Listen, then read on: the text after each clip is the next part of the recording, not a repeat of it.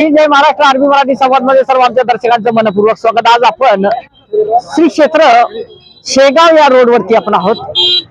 बडगाव ते श्री क्षेत्र शेगाव श्री संत गजानन महाराजांच्या दर्शनासाठी ही मंडळी या ठिकाणी दरवर्षी श्रावण महिन्यामध्ये या ठिकाणी जात असते आणि त्यांचं आयोजन आहे, नियोजन आहे, कशा पद्धतीनं आहे आणि अन्नदाते असतील आणि त्या दिंडीमध्ये प्रोत्साहनपर या ठिकाणी जे उत्तेजनार्थक या ठिकाणी जे कार्य करणारे जे आपले आदरणीय नरवाडे साहेब आहेत, डॉक्टर साहेब आपल्या सोबत आहेत आणि त्यांना विचारूया ह्या दिंडीचा एक मार्गक्रमण आणि ह्या दिंडीचा मध्ये जे वारकरी या ठिकाणी बंधू भगिनी या ठिकाणी सहभागी होत आहेत, काय सांगणार?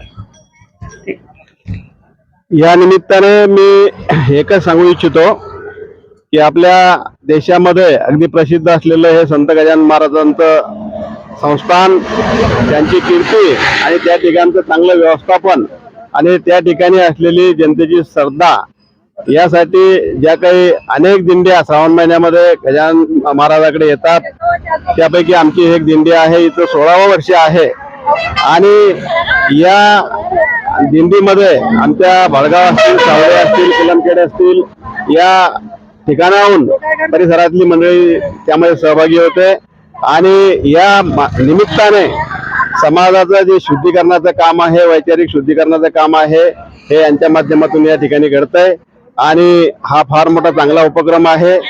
आज मला सांगायला आनंद वाटतो की या सगळ्यांच्या आशीर्वादाने माझा मुलगा एक IAS जिल्हाधिकारी आहे, मुलगी MD स्त्रीरोग तज्ञ आहे, सुनबाई उपजिल्हाधिकारी आहे, परंतु हे सगळं जे काही आहे तर हे या ईश्वराच्या कृपेमुळे आहे आणि ईश्वराचं दुसरं रूप म्हणजे श्री संत गजानन महाराज आणि या गजानन महाराजांच्या चरणी लीन होऊन ही दिंडी देखील या ठिकाणी येते आणि यामध्ये आम्ही सहभागी होतो, याचा आम्हाला आनंद आहे आणि तुम्ही सुद्धा याची नोंद घेऊन जे काही आमची या ठिकाणी नोंद घेता आणि समाज माध्यमासमोर हे मांडता, तर त्या माध्यमातून सुद्धा एक चांगलं काम होतं। आपल्याला देखील धन्यवाद आणि खरोखर आम्ही भाग्यवान आहोत हेच मला वाटतंय।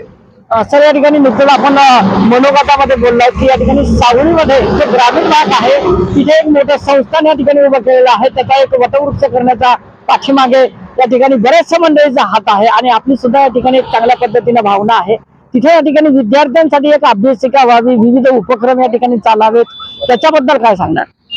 त्यासाठी मी एकच सांगेल की सावळीमध्ये आमच्या परमपूजनीय पंजाबराव महाराज वाघ यांच्या माध्यमातून अगदी त्यांनी जमीन त्या ठिकाणी दान दिल्यामुळे जे काही संस्थान उभं राहिलं ते संस्थान म्हणजे श्री सावळेश्वर संस्थान सावळी आणि त्याच ठिकाणी एक आध्यात्मिक वातावरण असल्यामुळे त्या ठिकाणी विद्यार्थ्यांना एक चांगल्या वातावरणामध्ये अभ्यास करता यावा आणि आपल्या समाजाचं भलं करता यावं, यासाठी मी मुला मुलींसाठी वेगवेगळ्या 2 अभ्यासिका त्या ठिकाणी निर्माण केलेल्या आहेत।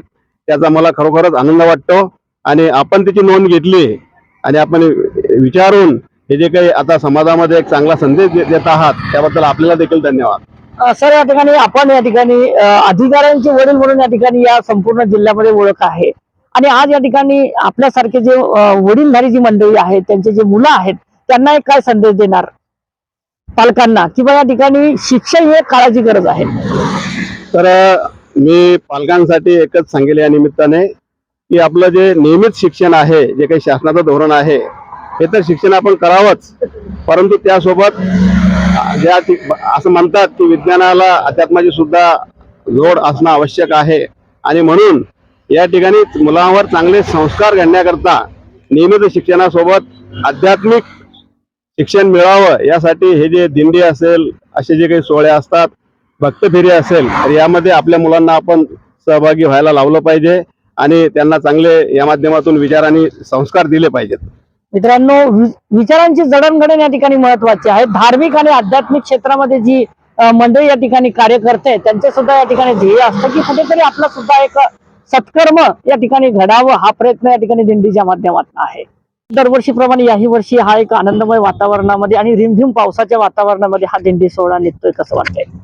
अगदी छान वाटतंय, कारण सालाबाजाप्रमाणे याही वर्षी आम्ही आज बडगाव मैनबा येथून दिंडी 16वे त्या सालाबाजाप्रमाणे आम्ही चालवत आणलेली आहे आणि आता इथून आमचं प्रस्थान शेगाव येथे होत आहे। बाबा या ठिकाणी शिस्तबद्ध पद्धतीने या ठिकाणी दिंडी चालू आहे, भारुड असतील, भजनं असतील, त्याबद्दल काय सांगा?